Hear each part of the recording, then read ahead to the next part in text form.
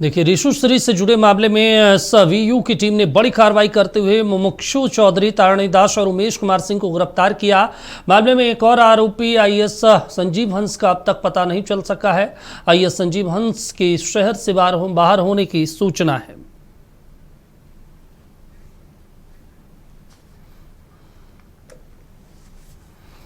चलिए, इस पर ज्यादा जानकारी के साथ हमारे स्टेट हेड मरगूब जी जुड़े हैं। मरगूब जी, देखिए, ऋषु श्री मामले को लेकर कल तेजस्वी यादव ने भी जब आप बातचीत कर रहे थे एयरपोर्ट पे, उन्होंने कई आरोप लगाए थे और उसके बाद गिरफ्तारी हुई। क्या विपक्ष का सवाल और सरकार के लिए कह सकते हैं कि अब मजबूर कर दिया है? क्योंकि वो कह रहे थे तेजस्वी यादव की सरकार कार्रवाई करे, उन घोटालेबाजों को गिरफ्तार करे, और आज गिरफ्तारी हो गई।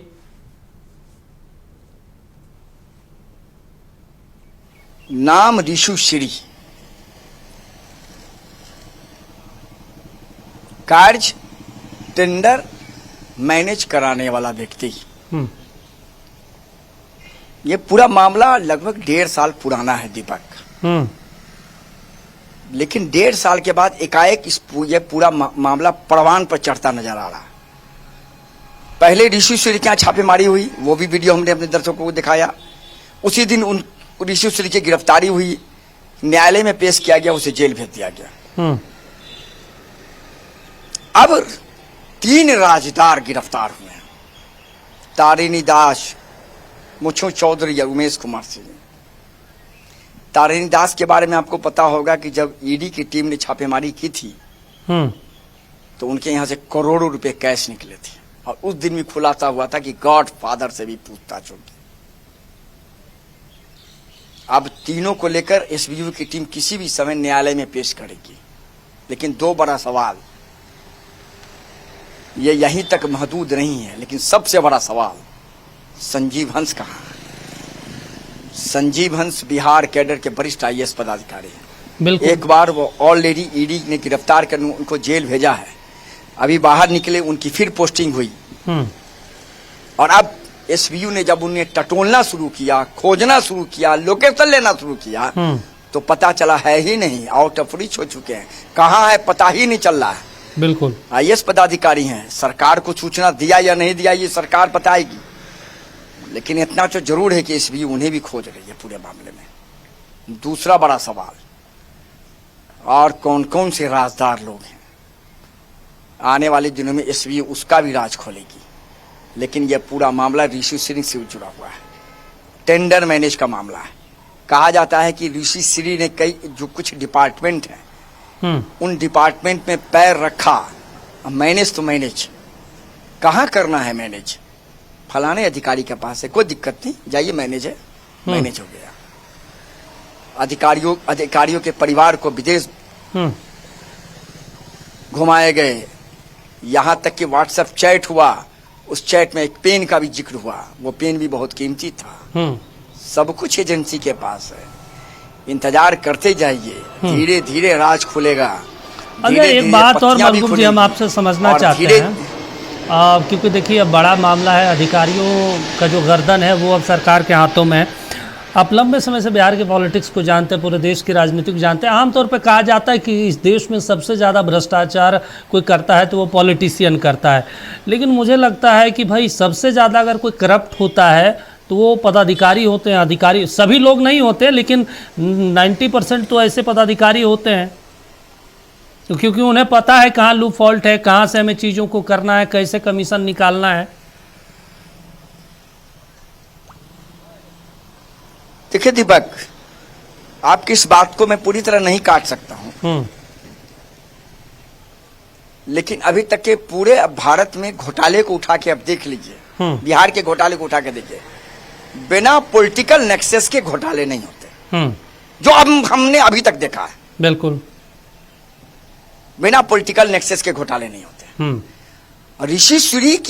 ऋषु श्री एक सामान्य लड़का, जो कभी कहा जाता नगर निगम में डस्टबिन की सप्लाई करता था, वो सहरसा के नगर निगम से निकला और बिहार के सचिवालय में घूमना शुरू किया और राजा बन गया, किंग बन गया टेंडर मैनेज कराने का। तो आपको क्या लग रहा है, सिर्फ अधिकारी हैं क्या? इंतजार अभी कीजिए, लेकिन इतना जरूर है, ये पंक्तियां बहुत दूर तक जाएंगी।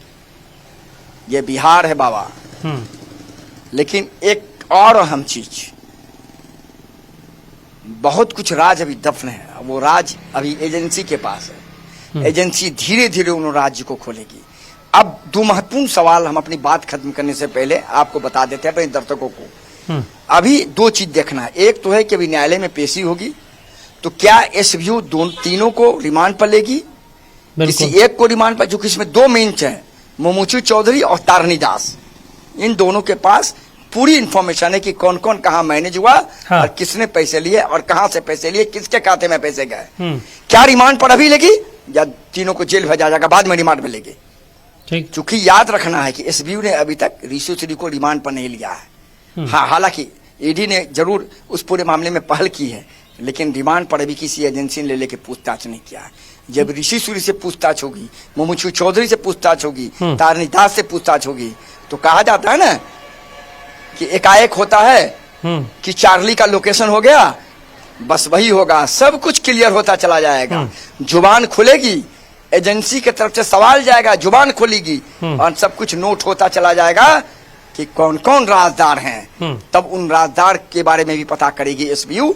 और उस अच्छा, एक चीज़ और भी है मरगुब जी, एक चीज़ और भी है। देखिए, हम लोग चर्चा तो कर रहे हैं, लेकिन आपने कहा ना कि भाई हर घोटाले में कहीं न कहीं सफ़ेद पोश का हाथ होता है, लेकिन बहुत कम ऐसे मामले हुए इस देश में जहाँ पे सफ़ेद पोश का जो गर्दन है वो ऐसे टीम के पास, ऐसे एजेंसी ने पकड़ पाया।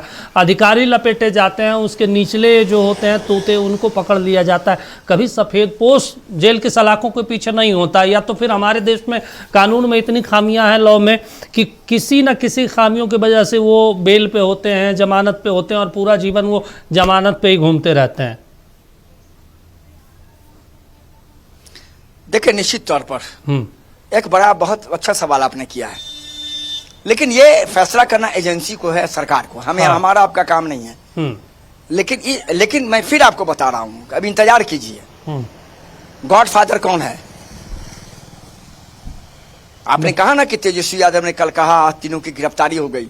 हो सकता है तेजस्वी यादव के सवाल उठाने का भी असर हो सकता है, हाँ। नहीं भी हो सकता है, पहले से भी हो सकता है, एजेंसी ने लोकेशन लेके प्लानिंग बनाया होगा। लेकिन इतना जरूर है कि ऋषि श्री की जो पूरी चैप्टर है, ऋषि श्री का जो पूरा चैप्टर है, उस पूरे चैप्टर में कई ऐसे लोग हैं जो अभी पर्दे के पीछे हैं। जैसे जैसे ये गांठ खुलता चला जाएगा, वैसे वैसे जो ये घोटाले या टेंडर मैनेज की सुतली है वो सीधी होती चली जाएगी और कई लोग सामने आएंगे। हो सकता है उसमें कई नाम चौंकाने वाले भी हों, लेकिन इतना जरूर है कि इन तीनों से पूछताछ के बाद हमें लग रहा है कि कई लोगों की मुश्किलें आने वाले दिनों में बढ़ने वाली है। हालांकि एसबीयू संजीव हंस का भी लोकेशन लेने का कोशिश कर रही है, उसके बारे में पता कर रही है, लेकिन आउट ऑफ ट्रेस है, आउट ऑफ रीच है।